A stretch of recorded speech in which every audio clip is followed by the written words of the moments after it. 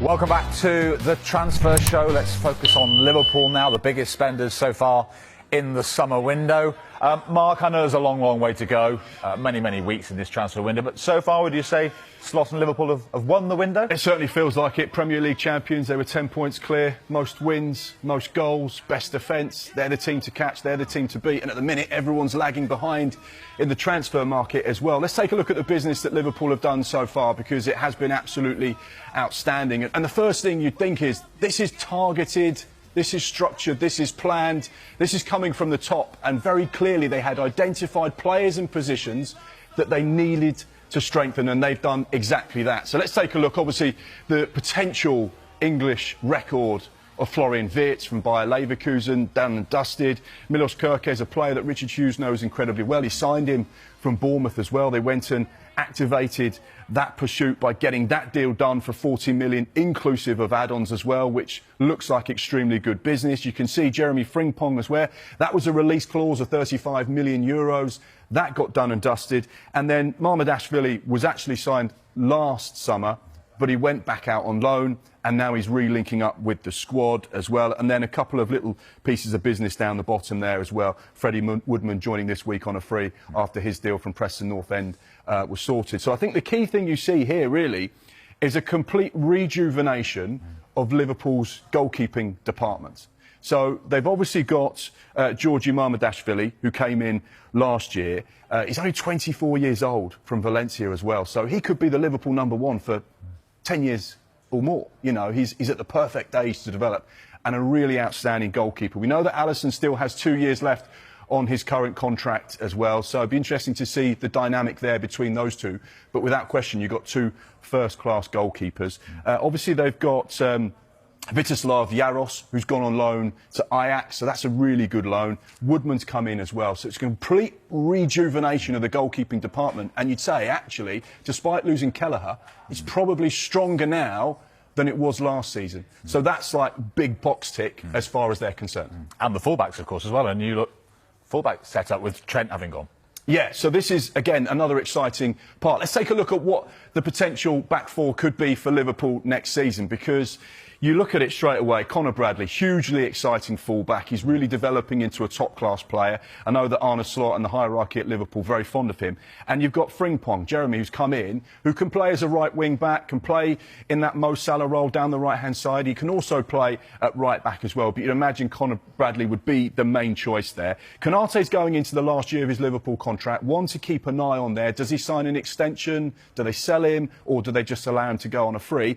That's where the Mark Gahey talks are coming. Now, our information here is that Sky Sports News Liverpool very much in the market for a centre-back. They like Mark Gahey, goes into the last year of his Crystal Palace contract. However, the price at the moment, we don't know what Steve Parish is saying, this is what I want. However, it needs to come down for Liverpool to be at the table. Liverpool won't pay £40+ million for a player that's into the last year of his contract if there is a more sensible price attached. Now, at the end of the day, he's a Crystal Palace captain, and Palace can say, well, actually, no, we want 45 million and 45 million only. But do they want to risk losing him for free this time next year? Virgil van Dijk just signed a new 2-year contract, no question about his position there. But this is where it gets a little bit interesting as well. Down on that left-hand side, Milos Kerkez, Hungary international. You've got a Champions League winner, Premier League winner, Andy Robertson, who's got interest from La Liga and Atletico Madrid, and you've got Tsimikas there. So you'd imagine Liverpool maybe will see one of those two players leave Anfield over the course of this summer. But yeah, like you rightly say, it could be a new look back four. Options there then. What about further forward? How blessed are they with options in attack as well? Now, this is where it gets quite exciting, actually, and I think this is where Liverpool are going to be a team to watch, because we know that Arne Slot can be quite creative. Now, let's take a look at the forward attacking options for Liverpool for this season coming. And this is a really interesting team. Now, this goes back to February this year when they played at the Etihad against Manchester City. They played a 4-2-4. And you're saying to me, hang on, 4-2-4? They didn't play with a recognised number 9. Now, in 22 of their 38 Premier League games this season, Liverpool went with a recognised number 9. But it's only just over half. So on so many occasions, Arne Slot is comfortable with playing a false 9. Now, I think with the signing of Florian Wirtz, you're going to see this formation a little bit more. you're going to see a 4-2-4 because Florian Wirtz can go and play that Curtis Jones role. We know that Luis Diaz can play as a false nine. We know that Mo Salah's a lock-in on the right-hand side, and Dominic Szoboszlai can also play that role. But you saw the likes of Diego Jota play there, who would transition from the left side to the right side, or play as a false nine. Florian Wirtz is versatile as well. He can play anywhere across that line. So I think when you look at that and you go, well, Jota started 14 Premier League games. Darwin Núñez, the recognised number 9, only started 8 Premier League matches.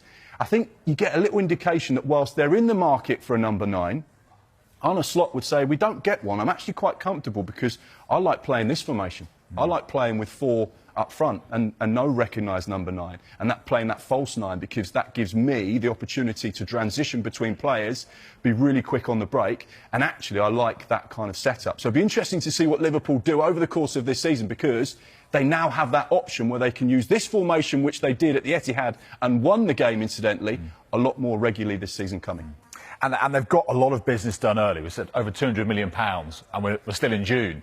How, though, do you see the next few weeks playing out for Arne Slot in the transfer market? How much activity do you expect to see? Well, like I said at the start of this segment, Liverpool have been so efficient. They've clearly had their targets and they've gone out and got them. So therefore, they can sit back, relax and go, well, the players are coming back for pre-season in the next week or so. I'm actually really comfortable with the squad I've got. I'm happy with the players we've got. I think we've strengthened in the right areas. However, this is where it gets interesting, because Liverpool are still in the market to try and sign players. We know they're looking for a right-sided centre-half. We know potentially a number 9. But if you said to me, right, Jarell Quansah has gone to Bayer Leverkusen, that is done and dusted. The medical will happen this week now that England have won the the European Under-21 Championships. So he's gone. That's obviously 100% PSR profit because he comes through the academy. Just say they sell Darwin Núñez for £40 to £50 million. That takes that to 85. There's interest in Luis Diaz there, although there's a reluctance on Liverpool's part to sell someone of his importance to the side. What about Harvey Elliott? Sensational during the European Championships. Player of the tournament, scored in the quarter-final, scored in the semi-final, scored in the final. He's been scored in the semi-sensational. We know that there's interest from the Bundesliga. There are other Premier League sides interested in him as well. Just say, for example, someone says, well, just say, for example, 40 or 50 million. They didn't pay that much for him because he come as a youngster. Suddenly that 85 they're bringing in turns into 130 or so. They've made money on 130 and 150 million. So suddenly Liverpool could generate 150 to 200 million in sales, which just covers off the money they've already spent. So guess what that means? They can go and spend again. They can go again and buy more players and strengthen yet again. So strengthening from a position of strength, it feels like Liverpool could yet be so much more formidable in this transfer market, and I think they're absolutely a team to watch. But right now, one thing we do know is they're so relaxed with the business they've done because they've got it done early. Liverpool, one to watch.